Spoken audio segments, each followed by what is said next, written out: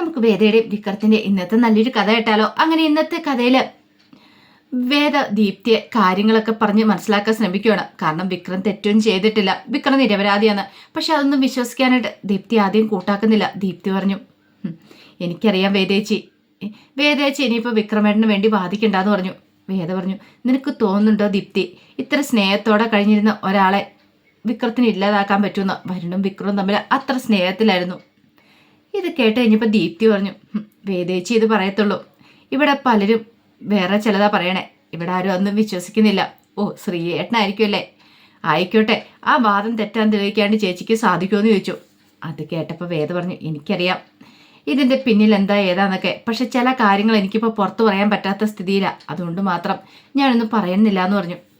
അപ്പോഴേക്കും ദീപ്തി പറഞ്ഞു, അല്ല ഞാനൊന്ന് ചോദിച്ചോട്ടെ, ഈ പറയുന്ന ശ്രീനിവാസിൻ്റെ പ്രൈവറ്റ് സെക്രട്ടറി അയാളാണല്ലോ പറഞ്ഞിരിക്കുന്നത് വിക്രമേട്ടനാണ് ഈ തെറ്റ് ചെയ്തതെന്നുള്ള കാര്യം. ആ വാദത്തെ പൊളിക്കാൻ പറ്റുമോ? കാരണം സ്വന്തം പാർട്ടിക്കാർ തന്നെയാണ് വിക്രമേട്ടനെ കുറ്റം പറഞ്ഞിരിക്കുന്നത്. അത് കേട്ടപ്പോൾ വേദ പറഞ്ഞു, അതെ, അതിനെക്കുറിച്ച് ഞാനും കൂടുതലായിട്ടൊന്നും പറയുന്നില്ല, കാരണം ഇതിൻ്റെ സത്യാവസ്ഥ എന്താണെന്ന് അധികം വൈകാതെ തന്നെ പുറത്തു വരുമെന്ന് പറഞ്ഞു. അത് കേട്ടപ്പോൾ ദീപ്തി പറഞ്ഞു, എനിക്ക് വിശ്വസിക്കാൻ പറ്റുന്നില്ല വിക്രമേട്ടനല്ല തെറ്റ് ചെയ്തതെന്നുള്ള കാര്യം. വേദേച്ചി വിക്രമേട്ടന് വേണ്ടിയിട്ട് ബാധിക്കുന്ന കാണുമ്പോൾ എനിക്ക് തോന്നുന്നത് വേദേച്ചിക്ക് അറിയാൻ തോന്നുന്നു വിക്രമേട്ടൻ എവിടെയാണ് ഉള്ളതെന്ന്.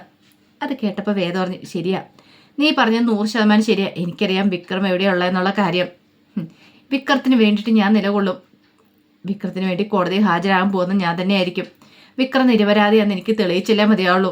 മറ്റുള്ളവരുടെ കാഴ്ചപ്പാടിൽ വിക്രം കുറ്റക്കാരനായിരിക്കും, പക്ഷേ എങ്കിൽ വിക്രം നിരപരാധിയാന്നുള്ള കാര്യം എനിക്കറിയാം, അതുകൊണ്ട് എനിക്ക് വിക്രത്തെ രക്ഷിച്ചേ മതിയാവുള്ളൂ എന്ന് വേദം ഉറപ്പിച്ച് പറയണം. ഇത് കേട്ട് കഴിഞ്ഞപ്പോൾ ദീപ്തി പറഞ്ഞു, ചേച്ചി എത്രമാത്രം വിക്രമേട്ടനെ വെള്ളപൂശാൻ ശ്രമിച്ചാലും എനിക്ക് എത്ര പെട്ടെന്ന് ഉൾക്കൊള്ളാൻ സാധിക്കില്ല, കാരണം ഇതുകൊണ്ടൊന്നും വിക്രമേട്ടൻ കുറ്റക്കാരനല്ലെന്ന് പറയിക്കാനായിട്ട് പറ്റില്ല എന്ന് പറഞ്ഞിട്ട് ദീപ്തി അങ്ങോട്ടേക്ക് പോയി. വേദ ഒരു നിമിഷം അങ്ങനെ ആലോചിക്കുകയാണ്.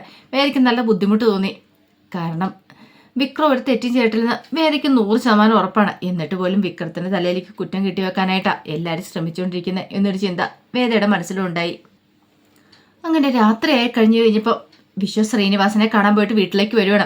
അപ്പോഴേക്ക് ശ്രീജ ഇറങ്ങി എന്നിട്ട് ചോദിച്ചു, എന്താ വിശ്വട്ടാ ഇത്ര ലേറ്റ് ആയത്? എന്താ എത്ര സമയമായി ഞങ്ങൾ കാത്തിരിക്കുന്നത്? രാവിലെ പോയതല്ലേ എന്ന് ചോദിച്ചു. അതെ, ഞാൻ ശ്രീനി സാറിൻ്റെ കൂടെയായിരുന്നു, അവിടെ പോയി വിക്രത്തെക്കുറിച്ച് എന്തെങ്കിലും വിവരങ്ങളൊക്കെ അറിയുന്നുണ്ടോ എന്ന് അറിയാൻ വേണ്ടി ഇരിക്കുമായിരുന്നു, പക്ഷെ ഇതുവരെയായിട്ട് ഒരു വിവരവും കിട്ടിയില്ല എന്ന് പറഞ്ഞു. അപ്പോൾ വിക്ര എവിടെയുണ്ടെന്ന് അറിയില്ലേ ശ്രീനി സാറിനും? ഇല്ലാന്നേ, അവരൊക്കെ അന്വേഷിക്കുന്നുണ്ട്, പക്ഷെ അതിനെക്കുറിച്ച് കൂടുതലായിട്ടൊരു വിവരം ഇല്ലയെന്ന് പറഞ്ഞു. അച്ഛനൊക്കെ കാത്തിരിക്കുക, ഭാവിശ്യേട്ടാന്ന് പറഞ്ഞുകൊണ്ട് ശ്രീജ അകത്തേക്ക് കൂട്ടിക്കൊണ്ടുപോയി. ആ സമയത്ത് എല്ലാവരും അവിടേക്ക് വന്നു. അപ്പോഴേക്കും വിശ്വത്തോട് മാഷി ചോദിച്ചു, അല്ലടാ വിക്രത്തെക്കുറിച്ച് വല്ല വിവരവും കിട്ടിയോ? ശ്രീനി സാർ എന്ത് പറയണമെന്ന് ചോദിച്ചു. അത് പിന്നെ ശ്രീനി സാറിന് വിക്രത്തെക്കുറിച്ച് അറിയില്ല, വിക്രം എവിടെയുണ്ടെന്ന് അറിയില്ല എന്ന് പറഞ്ഞു. അത് കേട്ടപ്പോൾ കമല ചോദിച്ചു, വിക്രത്തെക്കുറിച്ച് അറിയില്ലെന്നോ? അപ്പോൾ ശ്രീനി സാറിനും അറിയില്ലെന്ന് ചോദിച്ചു. ഇല്ലയെന്ന് അമ്മ പറഞ്ഞേ, എവിടെയാണെന്നൊന്നും അറിയത്തില്ല. പിന്നെ വിക്രം ആ കടപ്പുറത്തിനടുത്തുള്ള ഷെഡിലുണ്ടായിരുന്നു, പിന്നെ അവിടുന്ന് വിക്രം എങ്ങോട്ടേക്കോ മാറി. അപ്പം ശ്രീനി സാർ എങ്ങോട്ടേക്കോ മാറ്റാൻ വേണ്ടി ഇരിക്കുമായിരുന്നു, പിന്നെ വേറെ എവിടേക്കോ മാറി. ആ സമയത്ത് വാസവൻ്റെ ആൾക്കാർ അങ്ങോട്ടേക്ക് വന്നെന്നാ പറഞ്ഞേ. പിന്നെ വിക്രത്തെക്കുറിച്ചൊരു അറിവില്ല എന്ന് പറഞ്ഞു. എൻ്റെ ഭഗവാനെ, വിക്രത്തെ ഇനിയിപ്പോൾ വാസവൻ പിടിച്ചിട്ട് പോയിട്ടുണ്ടായിരിക്കുമോ? അത് കേട്ടപ്പോൾ ശ്രീജ പറഞ്ഞു, അങ്ങനെ പോയായിരുന്നെങ്കിൽ വാസവൻ പിന്നെ ഇവിടെ വന്ന് പ്രശ്നം ഉണ്ടാക്കത്തില്ലായിരുന്നല്ലോ. വിക്രം വാസവൻ്റെ കൂടെ എന്താണെങ്കിലും ഇല്ലയെന്ന് പറഞ്ഞു.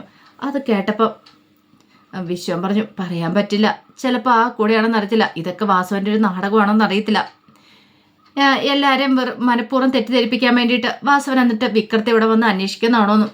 അതുകൂടെ കേട്ട് കഴിഞ്ഞപ്പോൾ കമല പറഞ്ഞു, അങ്ങനെ എന്തെങ്കിലും ആണോ മാഷേ? എനിക്ക് പേടിയാവുന്നുണ്ട്, വാസവൻ്റെ കൈ കിട്ടിയ അവൻ വെറുതെ ഇരിക്കില്ല എന്ന് പറഞ്ഞു. മാഷ് പറഞ്ഞു, അങ്ങനെയൊന്നും ഉണ്ടാകത്തില്ലെന്നേ.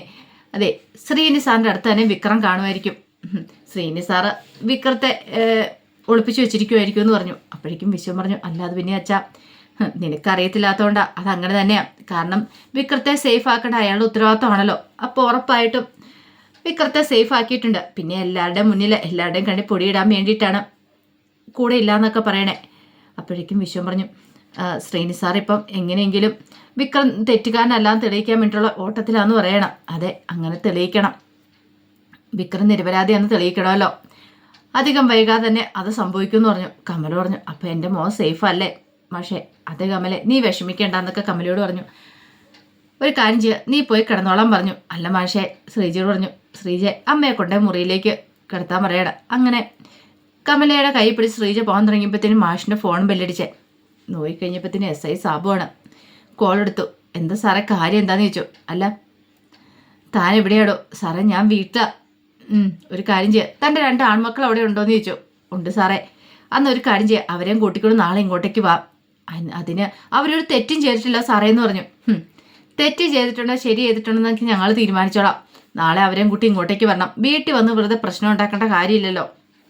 വീട്ടിൽ വന്ന് പ്രശ്നം ഉണ്ടാക്കിയിട്ട് സ്ത്രീകളൊക്കെ ഉള്ളതല്ലേ, അതുകൊണ്ടാണ് പറഞ്ഞാൽ മനസ്സിലാവുന്നുണ്ടല്ലോ എന്ന് പറഞ്ഞു. ശരിയെന്ന് പറയാണ്. ആ സമയത്ത് കമല ചോദിച്ചു, എന്താ മാഷേ കാര്യം എന്താണെന്ന് ചോദിച്ചു. ഒന്നുമില്ലാന്ന് പറഞ്ഞു.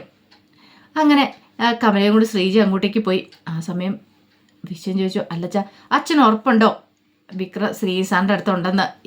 എനിക്കും ഒരു ഉറപ്പില്ലെന്ന് പറഞ്ഞു. അപ്പം പിന്നെ അച്ഛൻ പറഞ്ഞു, അത് പിന്നെ ഞാനിപ്പോൾ വേറെ ആരെയും നോക്കുന്നില്ല, കമലയുടെ ആരോഗ്യം മാത്രം നോക്കുന്നത്. അവളുടെ മനസ്സിന് വിഷമം തട്ടാത്ത രീതിയിൽ വേണം കാര്യങ്ങളൊക്കെ മുന്നോട്ട് കൊണ്ടുപോകാനായിട്ട്.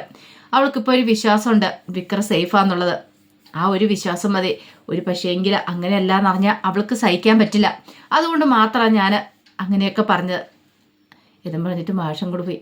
അപ്പോഴേക്കും നന്ദിനി വിനായകനോട് പറഞ്ഞു, അപ്പം നിങ്ങളുടെ അനുജന് ശ്രീനി സാറിൻ്റെ അടുത്തില്ലല്ലേ? വെറുതെ കള്ളം പറഞ്ഞാൽ നിങ്ങളുടെ അച്ഛനല്ലേ? എടി അത് പിന്നെ നല്ല കഥയായി. മിക്കവാറും ആ വാസവൻ്റെ അടുത്താണോന്ന് അറിയത്തില്ല. വാസവൻ അവനെ ശരിയാക്കുമെന്ന് ആര് കണ്ടു? ഞാൻ കരുതിയത് അവൻ ശ്രീനി സാറിൻ്റെ അടുത്തുണ്ടായിരിക്കുമെന്ന. അച്ഛൻ്റെ ആ പറച്ചിലൊക്കെ ഇട്ടുകഴിഞ്ഞപ്പോഴത്തേനും എനിക്ക് അങ്ങനെ തോന്നിയത്. ഇപ്പോഴല്ലേ കാര്യങ്ങളൊക്കെ മനസ്സിലാതെ എന്നൊക്കെ നന്ദിനി പറയാണ്. അതേ സമയത്ത് പിന്നീട് വിശ്വ ശ്രീജയുടെ മുറിയിലേക്ക് വരുവാണ്. അപ്പോഴേക്കും ശ്രീജ പറഞ്ഞു, വിശ്വേട്ടാ ശ്രീനി സാറിൻ്റെ അടുത്ത് വിക്രം ഇല്ലല്ലേന്ന് ചോദിച്ചു. ഇല്ലയെന്ന് പറയാണ്. അച്ഛൻ അങ്ങനെ പറഞ്ഞപ്പോൾ പിന്നെ ഞാൻ കൂടുതലൊന്നും പറയാതിരുന്നേ, അമ്മയുടെ മനസ്സ് വേദനിപ്പിക്കേണ്ടെന്ന് കരുതി മാത്രമാണ്. അത് കേട്ടപ്പോൾ ശ്രീജ പറഞ്ഞു, ഇനിയിപ്പോൾ എന്ത് ചെയ്യും വിശ്വേട്ടാ? അറിയത്തില്ല. ശ്രീനി സാറ് ഇരുട്ടി തപ്പിക്കൊണ്ടിരിക്കുക, ഒരു വിവരവും ഇല്ലെന്ന് പറഞ്ഞു. സാധാരണഗതിയിൽ ഇങ്ങനെ വിക്രം എവിടെയും മാറി നിൽക്കുന്ന സമയത്ത് ആരുടെയെങ്കിലും ഫോണിൽ നിന്ന് ശ്രീനി സാറിനെ വിളിക്കുന്ന, പക്ഷേ ഇത്തവണ അതും ഉണ്ടായില്ല. അല്ല അതെന്താ വിശ്വേട്ടാ അങ്ങനെ വിളിക്കാത്തേ? ഒരു പക്ഷേങ്കിൽ അവന് തോന്നിക്കാണും മറ്റുള്ളവരുടെ ഫോണിൽ നിന്ന് വിളിച്ച് സ്വയം കുരുക്കിലാവണ്ടെന്ന്. എങ്ങാനും പോലീസൊക്കെ അന്വേഷിച്ച് തന്നാലോ എന്ന് കരുതിയിട്ടായിരിക്കും. എന്നാലും അവനിത് എവിടെയായിരിക്കും അതറിയത്തില്ല. അല്ല നീയൊന്ന് ആലോചിച്ച് നോക്കി, നമ്മുടെ ജീവിതത്തിലെ മാറ്റങ്ങളൊക്കെ സംഭവിച്ചത്. അത് കേട്ട് കഴിഞ്ഞപ്പോൾ ശ്രീജ പറഞ്ഞു, അത് ശരിയാ, വേദ ഈ വീട്ടിലേക്ക് വന്നതിന് ശേഷമാണ് നമ്മുടെ ജീവിതത്തിൽ മാറ്റങ്ങളൊക്കെ വന്നേ. വേദയാണ് ഈ കുടുംബത്തിൽ പല മാറ്റങ്ങളും കൊണ്ടുവന്നേ. വിക്രത്തെ നേരെയാക്കാൻ നോക്കി. ഇപ്പം തന്നെ കണ്ടില്ലേ വിക്രം ഒരു കാര്യം പറഞ്ഞിട്ടുണ്ടായിരുന്നു, ഈ ശ്രീനിവാസിൻ്റെ എലക്ഷൻ കഴിയുന്നോടം വരെ മാത്രം ശ്രീനിവാസിനോടൊപ്പം നിൽക്കുള്ളെന്ന്. അത് കഴിഞ്ഞിട്ടുണ്ടെങ്കിൽ പിന്നെ ആ കൂട്ടുകെട്ടുകളും കാര്യങ്ങളൊക്കെ നിർത്തുമെന്നാണ് പറഞ്ഞത്. അപ്പോഴേക്കും വിശ്വം പറഞ്ഞു, പക്ഷേ ഇനിയിപ്പോൾ അത് പറ്റില്ലല്ലോ, കാരണം എലക്ഷൻ വരെ പോലും കൂടെ നിൽക്കാൻ പറ്റില്ലാത്തൊരു ഗതിയിലേക്കല്ലേ കാര്യങ്ങൾ പോയത്. അതെ, പക്ഷേ എനിക്ക് തോന്നുന്നത് ഇനിയിപ്പോൾ വേദയുടെ കൂടെ വിക്രം ഉണ്ടെങ്കിലോ, വേദയുടെ കൂടെയോ, അതേന്നേ ചിലപ്പം വേദ വിക്രത്തെ എവിടേക്കെങ്കിലും മാറ്റിയതാണെങ്കിലോ, എലക്ഷൻ വരെ ഒന്നും ശ്രീനിസാറിൻ്റെ കൂടെ നിൽക്കണ്ടെന്ന് കരുതിയിട്ട്. അങ്ങനെ എനിക്ക് തോന്നില്ല. വേദയല്ലേ അവൻ മലചാട്ടി വന്ന സമയത്ത് അവൻ്റെ കൂടെ ജീവിക്കാൻ താല്പര്യമില്ലെന്ന് പറഞ്ഞ് ഇവിടുന്ന് പോയത്.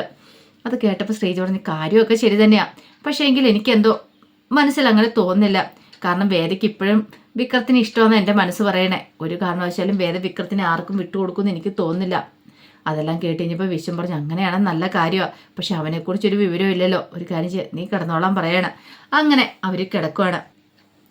ഇതേ സമയത്ത് വേദയ്ക്കാണെങ്കിൽ കിടന്നിട്ട് ഉറക്കം വരുന്നുണ്ടായിരുന്നില്ല. വേദ ഇങ്ങനെ ആലോചിച്ചുകൊണ്ടിരിക്കുകയാണ്. അപ്പോഴാണ് ഒരു കോള് വരുന്നത്. വേദ നോക്കിക്കഴിഞ്ഞപ്പോൾ ഇഷിതയാണ്. ആഹാ ഇത് കൊള്ളാലോ, ഇത് ഏത് നമ്പരാന്ന് ചോദിച്ചു. അതെ ഇത് വേറെ നമ്പരാന്ന് പറയാണ്. കൊള്ളാലോ എന്ന് പറഞ്ഞു. അല്ല എന്തിയെ വിക്രം എന്തിയെ? വിക്രത്തിന് വേദനയുണ്ടോ കാലിന് എന്നൊക്കെ ചോദിക്കണം. അതെ എന്നോട് ചോദിച്ചിട്ട് കാര്യമില്ല, വിക്രത്തോട് തന്നെ നേരിട്ട് ചോദിച്ചാൽ മതി. ഞാൻ ട്രിപ്പും ഇഞ്ചക്ഷനും ഒക്കെ കൊടുത്തിട്ടുണ്ടായിരുന്നു, പക്ഷെ എന്നാലും വേദന കാണും. വേദന മാറാനുള്ള മരുന്നാണല്ലോ നീ. ഞാനോ? അതേന്നെ, വിക്രത്തോട് വിളിച്ച് കുറച്ച് സമയമൊക്കെ സംസാരിച്ചാൽ മതി, വിക്രത്തിന്റെ വേദനയൊക്കെ പോയിക്കോളൂ എന്ന് പറഞ്ഞു. ഒരു കാര്യം ചെയ്യാം, ഞാൻ ഫോൺ കൊടുക്കാമെന്നും പറഞ്ഞുകൊണ്ട് ഇഷിത് കൊണ്ടേ വിക്രത്തിന് ഫോൺ കൊടുക്കുവാണ്. പിന്നീട് പറഞ്ഞു, അതെ ഈ ഫോണിൽ നിന്ന് ഇനി വിളിച്ചോ, കാരണം പോകുന്നോടം വരെ ഈ ഫോൺ കയ്യിലിരുന്നോട്ടെ, മെസ്സേജ് അയക്കണമെങ്കിലും വിളിക്കണമെങ്കിലും ഇതെടുത്തോളാൻ പറയാണ്. എപ്പോഴും വിക്രം ബുദ്ധിമുട്ടുണ്ട് എൻ്റെ അടുത്തേക്ക് വന്ന എന്നൊക്കെ പറഞ്ഞു. അങ്ങനെ ഫോണും കൊടുത്തിട്ട് ഇഷിത അങ്ങോട്ടേക്ക് പോയി. ആ സമയത്ത് വിക്രം ചോദിച്ചു, അല്ല എന്താ വേദാളെന്ന് ചോദിച്ചു. അത് കേട്ട് കഴിഞ്ഞപ്പോഴത്തേനും വേദ പറഞ്ഞു, അതെ എങ്ങനെയുണ്ട് കാലിന് വേദനയുണ്ടോയെന്ന് ചോദിച്ചു. ഇപ്പം വേദന കുറച്ച് കുറവുണ്ടെന്ന് പറഞ്ഞു. പിന്നെ 2-3 വട്ടം ഞാൻ വിളിച്ചാലോ എന്ന് ആലോചിച്ചാൽ പിന്നെ വേദാളത്തിൻ്റെ സ്ട്രിക്റ്റ് ഓർഡർ ഉണ്ടല്ലോ ഫോൺ ഓണാക്കലെന്ന്, അതുകൊണ്ട് മാത്രം ഞാൻ ഫോൺ ഓണാക്കാതിരുന്നേ, അല്ലെങ്കിൽ ഞാൻ വിളിച്ചാലെന്ന് പറഞ്ഞു. അത് കേട്ടപ്പോൾ വേദ പറഞ്ഞു, അതെന്താണെന്ന് നന്നായി, എങ്ങാനും ഓണാക്കിയായിരുന്നെങ്കിൽ തീർന്നായിരുന്നു. അല്ല എന്തു പറ്റി വേദാളത്തിന് ഉറക്കം വന്നില്ലേന്ന് ചോദിച്ചു. എങ്ങനെ ഉറങ്ങാനാ, എന്തൊക്കെ കാര്യങ്ങൾ ആലോചിച്ചാലാ. എന്ത് കാര്യങ്ങൾ? ഇപ്പോൾ വേദാളത്തിന് എന്ത് കാര്യം ആലോചിക്കാനുള്ളേ? ഒന്നുമില്ലേന്ന് ചോദിച്ചു. ഈ പറയുന്ന വിക്രമാദിത്യനെ കുറിച്ച് തന്നെ ഉണ്ടല്ലോ കുറെ ആലോചിക്കാനായിട്ട്. എന്നെക്കുറിച്ച് എന്താന്ന് വിക്രം ചോദിച്ചു. പിന്നെ വിക്രുവിന്റെ വിവരമില്ലായ്മ, ബുദ്ധിയില്ലായ്മ, പിന്നെ അങ്ങനെ കുറെ പൊട്ടത്തരങ്ങളും കാര്യങ്ങളും, എന്തൊക്കെ കാര്യങ്ങൾ എനിക്ക് ആലോചിക്കാനുണ്ടോ. അത് കേട്ട് കഴിഞ്ഞപ്പോൾ വിക്രം പറഞ്ഞു, ഓ ഈ പറയുന്ന ആള് ഭയങ്കര പെർഫെക്റ്റ് ആണല്ലോ എന്ന് പറഞ്ഞു. അത് കേട്ടപ്പോൾ വേദ പറഞ്ഞു, എന്താ സംശയം, ഞാൻ എന്താളും പെർഫെക്റ്റ് ആന്ന് പറഞ്ഞു. അങ്ങനെ അവർ സംസാരിക്കുക. ഇത്തിരി സമയം കഴിഞ്ഞ് കഴിഞ്ഞപ്പോഴത്തേനും വിക്രത്തോട് വേദ പറഞ്ഞു, എന്നാൽ ശരി കിടന്നു എന്ന് പറയാണ്. കാലിന് വേദനയൊക്കെ ഉണ്ടെങ്കിൽ അധിക സമയം ഇങ്ങനെ സംസാരിക്കണ്ട, കിടന്ന് റെസ്റ്റ് എടുത്തോളാൻ പറഞ്ഞു. ആ സമയം വിക്രം പറഞ്ഞു, ഓ അത് വേണ്ട, എനിക്കിപ്പോൾ വേദനയൊന്നും ഇല്ലയെന്ന് പറഞ്ഞു. അതെന്താ, എന്താണെന്നറിയില്ല, നമുക്ക് കുറച്ച് സമയം കൂടെ സംസാരിക്കാമെന്ന് പറഞ്ഞു. കുറച്ച് സമയം സംസാരിക്കണം, എന്നാ പറഞ്ഞു. വിക്രം പറഞ്ഞു, അല്ല വേതാളം പറഞ്ഞോളാൻ പറഞ്ഞു. അങ്ങനെ സംസാരിച്ചിരിക്കുന്ന സമയത്ത് വിക്രം ചോദിച്ചു, എന്നിട്ട് എന്താന്ന് ചോദിച്ചു. അത് കേട്ടപ്പോൾ വേദ പറഞ്ഞു, എന്നിട്ടിപ്പോൾ തൽക്കാലത്തേക്കൊന്നുമില്ല, പക്ഷെ ഈ എന്നിട്ടോ എന്നുള്ള വാക്ക് ഏറ്റവും കൂടുതൽ ഉപയോഗിക്കുന്ന ആരാന്നറിയാമെന്ന് ചോദിച്ചു. ആരാ? പ്രേമിക്കുന്നവർ തമ്മിലാന്ന് പറഞ്ഞു. പ്രേമിക്കുന്നവർ തമ്മിലോ? അതെ, പ്രേമിക്കുന്നവർ തമ്മിലാ. അവർക്ക് വേറൊന്നും സംസാരിക്കാൻ കാണത്തില്ല ഇനി, പക്ഷെ എന്നാലും അവർ എന്നിട്ടോന്ന് ചോദിക്കും. കാരണം സംസാരിക്കുന്ന ആൾ പോവരുത് എന്നായിരിക്കും അവരുടെ മനസ്സിലെ ചിന്ത. ഇങ്ങനെ സംസാരിച്ചുകൊണ്ടിരിക്കണം എന്നായിരിക്കും. ആഹാ, അത് കൊള്ളാലോ എന്നിട്ട് പറയാൻ പറഞ്ഞു. അങ്ങനെ വേദം ഓരോ കാര്യങ്ങൾ പറയണം. വിക്രം അതെല്ലാം കേട്ടിങ്ങനെ ഇരിക്കുകയാണ്. അങ്ങനെ സംസാരിച്ച് നേരം വെളുക്കാറായി. ഉള്ളിൽ വേദ വിക്രത്തോട് പറഞ്ഞു, അതെ നേരം വെളുക്കാറായി, ഇനിയെങ്കിലും അല്പസമയം പോയി കിടന്ന് ഉറങ്ങാൻ പറഞ്ഞു. ഉറങ്ങിയില്ല ശരിയാകത്തില്ലെന്ന് പറഞ്ഞു. അങ്ങനെ വേദ കോള് കട്ട് ചെയ്തു. പിന്നീട് വിക്രം ഇങ്ങനെ ആലോചിക്കുമായിരുന്നു വേദയെക്കുറിച്ച്. കുറേ സമയം പോയതുപോലും അറിഞ്ഞില്ല, കാരണം നേരം വെളുക്കുവോളം ഫോൺ വിളിച്ചുകൊണ്ടിരിക്കുകയായിരുന്നു അവർ. അപ്പോൾ അതിൻ്റെ വിശേഷങ്ങളൊക്കെയാണ് നമ്മളിന്ന് കാണുന്നത്. ഇതിൻ്റെ ബാക്കി വിശേഷങ്ങളുമായിട്ട് വൈകുന്നേരത്തെ പ്രമോയി വരാട്ടോ. ഒരിക്കൽ കൂടി എല്ലാവർക്കും ശുഭദിനം നേർന്നുകൊണ്ട് നിർത്തുന്നു. നന്ദി.